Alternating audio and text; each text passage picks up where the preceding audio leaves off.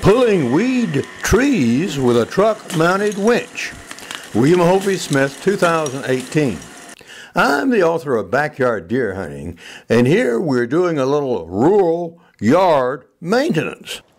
This is Hovey Smith, the Backyard Sportsman. And it's springtime here at Whitehall.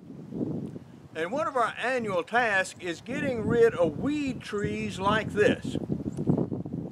They're small, but they of course will grow, and I don't want them there.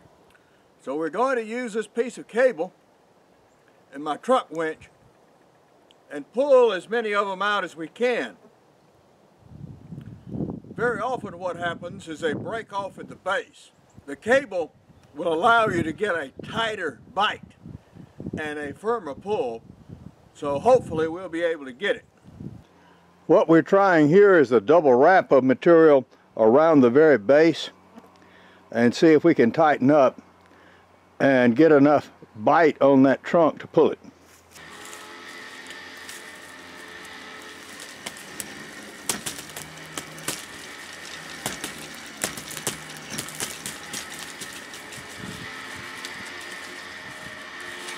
Well, that failed again. We're just stripping it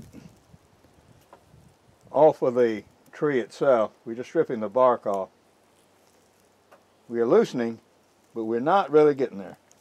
Part of the problem with the last pull is that it was more lateral than vertical. Now we are pulling a similar sized tree out from the front of one of my sheds, and I'm using a tripod and a snatch block. And right now I'm going to tighten up a little bit and see if we can get tension on the base of that tree, and then I'll show you the setup.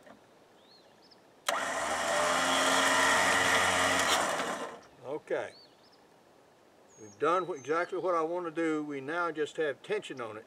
There is the tree in front of the stand, and going up the top of the tripod, you see the top of it. Then I have my snatch block, which is now moved just about against one of the supports of that tripod. Down at the base, you see the cable actually trying to bite a little bit. It may do exactly the same thing, just strip up the whole tree, but we'll see.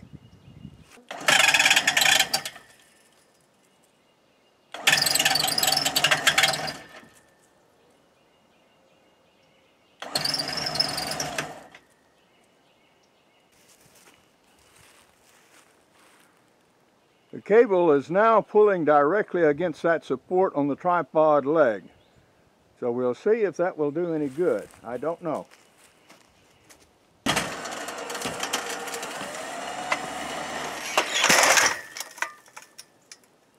Well, we pull the tripod down, but I think we also move the tree some. The tripod has now performed its function. Now I think we can just go ahead and pull the remainder of the tree roots out.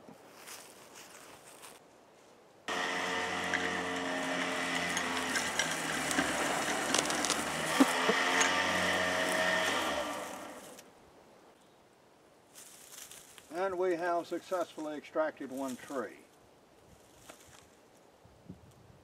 You can see how many attempts I made to get at it before, but we finally got it.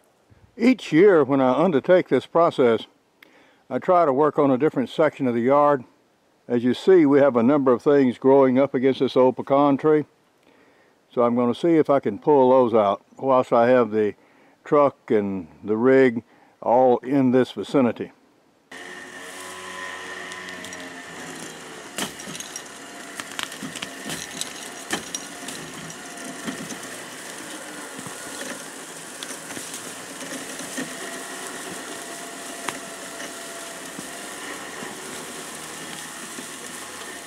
See, that was handily done. So now we just re-rig and work on the rest of them. What we're finding is tying an overhand knot does a much better job than just doing a wrap of that cable around the object. The wraps will tend to pull through, but that overhand knot will actually bite in, as you see it's doing right there, and enable you to get the entire root mass out. Even though that one did slip and start climbing up the trunk, it caught on that fork and exerted enough force to go ahead and pull that little tree. Now we've gathered about that whole bush of privet hedge, and the idea is if we can pull that cable tight around the whole bunch to get a pull on it, but that's going to be very difficult.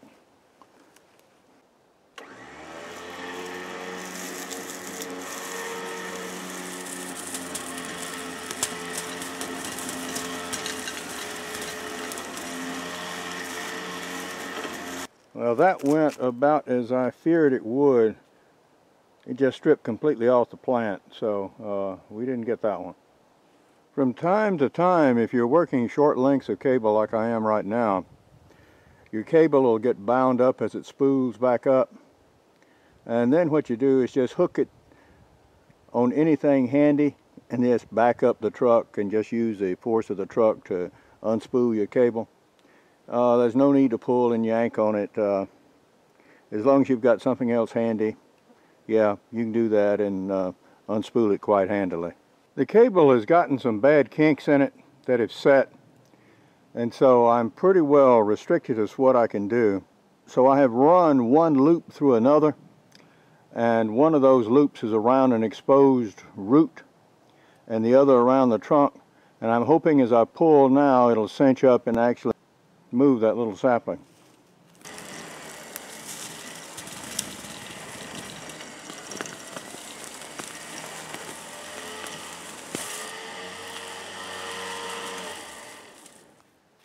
That strategy worked, and although the loop did climb up the tree a little bit, it exerted enough force between those two pulls to go ahead and get it out of there. Also, another thing to show you here is you want to keep your pulls as nearly a straight line as you can. This lets your cable spool up more evenly, so you don't have as many snarls there right on the drum. Why, you wouldn't want to do this if you're traveling any distance. If you're moving, 20 or 30 yards in your yard at the time, then you just loop your cable over the front of your grill and whatever, without having to spool it all up and then completely and then re-unspool it again. And the more you can leave out, the easier it is to be deployed when you move to the next site.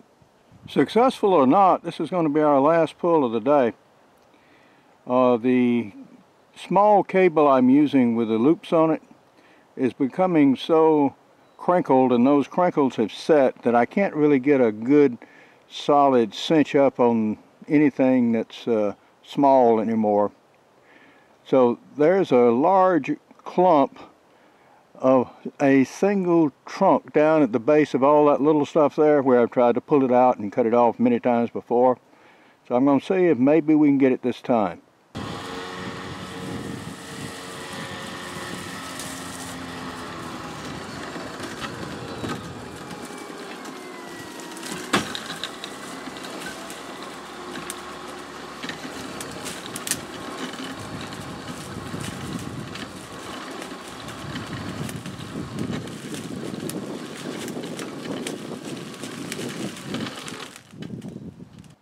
This is something I have pulled on once before. As you can see, it's got a multiplicity of little sproutlets there coming from a single root.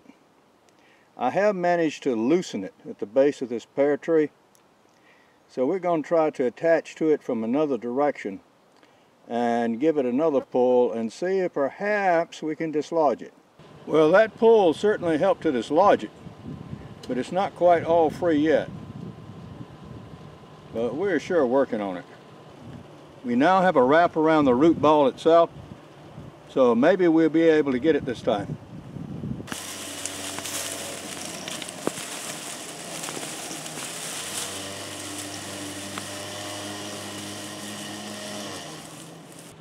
Well, we're winding up with our spring weed tree removal. Our little cable here has done very, very good, but it's got so many kinks in it now, it's almost not usable anymore.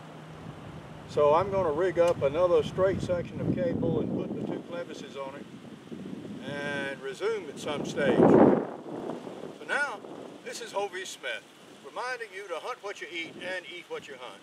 Be legal, be ethical, be safe. Goodbye, God bless, and see you next time.